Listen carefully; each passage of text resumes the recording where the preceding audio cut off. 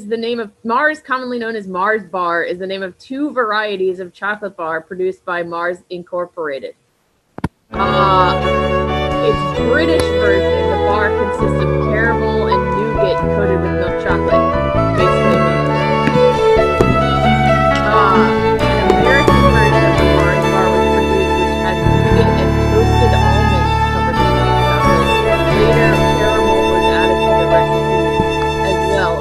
The American version was discontinued in 2002, then revived in a slightly different form the following year under the name Snickers Almond. In most of the world, a Mars bar is a candy bar with nougat and caramel coated with milk chocolate but without almonds. In the United States, it's called a Milky Way. I was right. We got it. Yeah. There's him beating Cupid. Who's beating Cupid? Mars, his father. You think the Mars bar? I mean, sometimes. I've been really into this origin myth where Cupid is the first thing that exists. Go on. End of story. Cupid.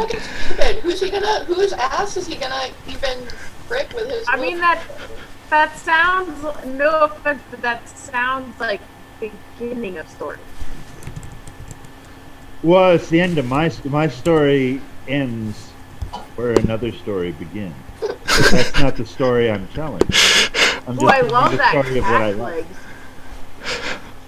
I'm picturing Cupid as like a little dude in a diaper, a tiny dude in a diaper, and he's got a bow across his back, and he walks like a regular man, and he's like walking out onto the stage of the universe and being like, "Oh, I didn't see you there. Welcome, welcome to the universe." I think in this version, Cupid and Phanes is the same person, so it would be like a guy with a lion's head and wings. Oh, well that is less funny but does make more sense. Good for him. But that's why it wasn't part of my story. And he's like, It's like, the people of Gallagher's Corners are known for being pretty open-minded, but he's from New England. Cupid's from New England.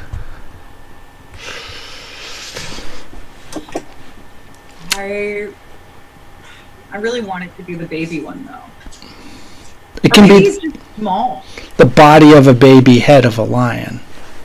Yeah. Sure. When he's just So he hatched can from never the get egg. up. It's just like a lion's head with like a little kicking baby body kind of like attached. Oh, but it's a full-grown male lion. Yeah. Has to And the be. baby's body cannot support the weight. I mean, there's precedent for that in real life. When we birth a child, it can't support the weight of its gargantuan head. Yeah. Or hideous Greek monks. Yeah. It's a thinking about anything about bodies as though you had no familiarity with them.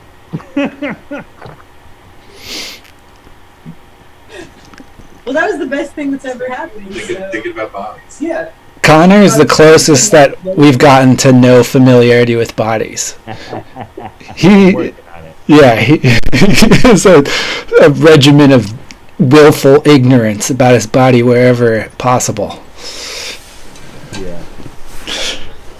Well, just body- thinking about like a mouth. You got like a wet opening to a tube.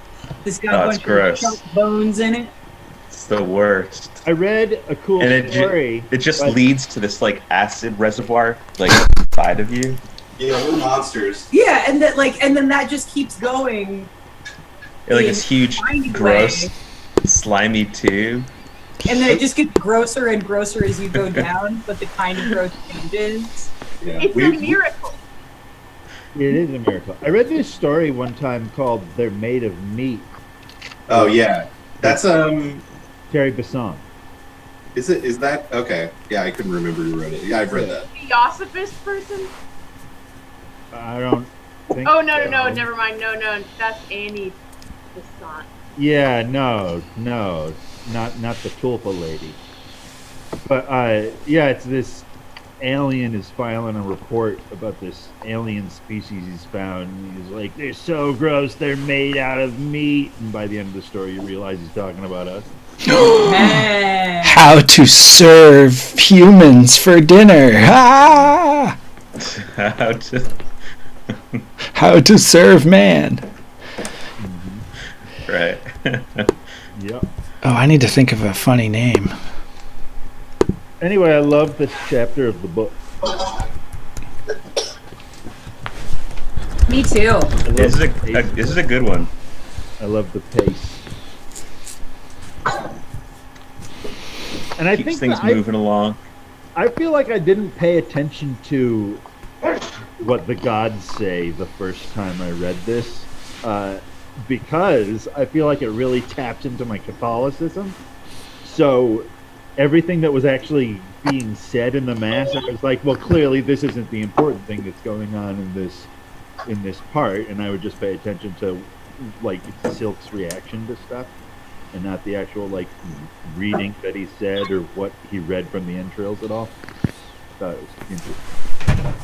That's interesting because I'm kind of the opposite. I tend to like glaze over whenever Silk starts talking. Like I'm just, like, for example, like when he's like giving his That's what I'm sermons, saying. I tend to skip past that. Oh, okay. I thought you were saying the opposite. Is that you No, yeah, tend to skip what the gods are saying? But Oh, I only paid attention to like his internal like thinking and ignored Yeah. like the thing he read from the book and everything he's saying out loud. I'm like, well, no, this is a Catholic ritual. Nobody cares what's being said out loud. It can only be the Yeah. internal stuff that's important here. But I think that important things are being said out loud in this chapter. and it's Wow. weird because it's actual prophecy.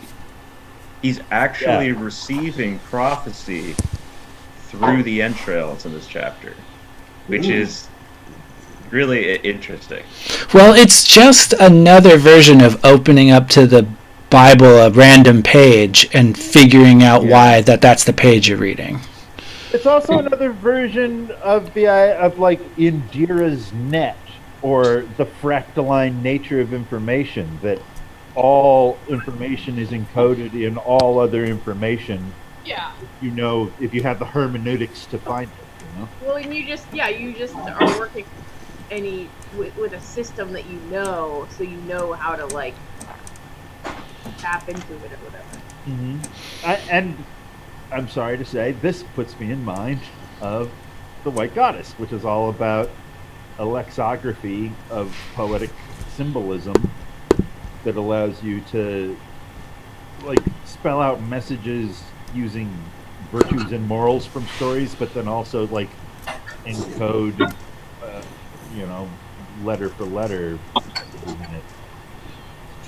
Like this network of information where each thing bears like 17 different bits of meaning that's important in every message. Speaking of the encoding of meaning, this chapter and the prophecies and stuff that we're talking about really made me think about how New Sun, like, and I think this is something you've said verbatim before, Connor, like it teaches you to read it as you read it. And I was thinking about how in New Sun, that's not very explicit. Like, you're tricked into learning how to read it, I feel, the whole way. And that These kind of like come in at the end and are like, oh, by the way, here's the thing that you've learned, and you didn't know it yet. yeah. But this book is kind of the opposite in that it's relentlessly, like, specifically reminding you that you should read everything really closely and that there's meaning in things and that, like, almost everything is a revelation of some sort. And it's like sort of in the same way that Severian and Silk are on these opposite poles. I feel like the book's approach to Wolfe's gimmick is completely opposite too. Yeah. Well, and that makes sense given the shift in perspective. I think, like Severian's story is told by Severian and as honest as a man can be with himself about himself, kind of thing. So it's not a thing to be emulated. It's someone who's trying to be honest about who they are. Whereas this is a story of a perfect ideal that we should aspire to, written by a child who was bought into that ideal. So, like, yeah, it makes sense that it's telling you how it works the whole time, and is a little bit more didactic about that. Something I'm curious about, and this is mostly for fun. Did anyone else read that interview that Ryan sent around with Gene? Oh, I didn't. Talking about how he started writing. He created the Severian character because he was going to all these conventions and nobody was dressing up as any of his characters, and he was like, "Oh, I'll give him something to dress up as," and then made one of the most famously impenetrable books. I'm curious if he had any kind of like similarly goofy motivation going into this book. I don't know. Silk's got a good costume. What is Silk wearing? Silk cosplay. I think that Silk. Do you guys know Father Guido Sarducci? Yes. He looks like Father Guido Sarducci, I think. He's got like a robe and a big floppy hat. Is it like a brown kind of beat up robe? Actually, I hadn't like thought about this Friar until right Tuck now. robe. He looks a lot like Odin. Who? Odin? Odin. Odin's got a big floppy hat and the raven on his shoulder. Oh yeah. And a walking stick. Does Silk lose an eye? No. He is hung upside down though at some point, yeah. He's buried a whole bunch. And he does have his own stigmata, this lame leg, which is part of the sacred European Mediterranean king tradition. Oh, hey, if we're talking about Wolfe maybe having a funny sense of humor, I believe that this chapter contains a reference to Twin Peaks. Oh? The description of the dead girl, like at the very beginning, her... In plastic? Yes! Plastic with the ice. She's wrapped in plastic, and the sparkling couch of ice appeared by comparison to her mother, contented and composed. That is a description of Laura Palmer, the like iconic blue-faced Laura Palmer photo. The timing line up for that? When did this come out? 90s. Yeah, Early 90s. I would say roughly right at the time it should have. Twin Peaks was like 94, right? Oh, 90. 1990. Yeah. That was 1990? Okay, Yeah. well, maybe. Possible. And if consciously he'd just been seeing that image around and it stuck with him.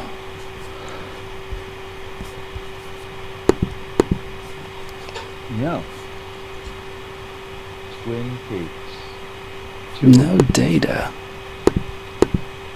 Now that's supposed to just out and out be a reference to dress. The name of that show. Well, it is the name of a Hooters style restaurant. I've never questioned that. I've never thought about that until now. The name of that show is just basically dress. I mean, I feel like if anyone could miss that, it would be David Lynch, but then he would probably also say I mean, I missed it. that it was something, there was a boob joke being made through him. He is just the instrument of the boob joke.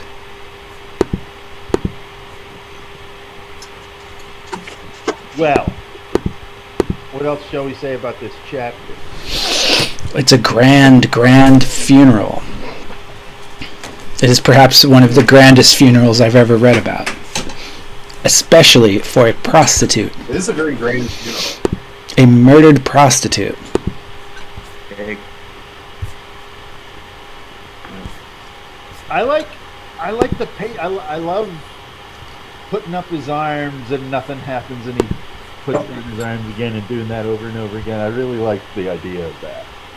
And isn't he kind of like, well, this is how it always works, so...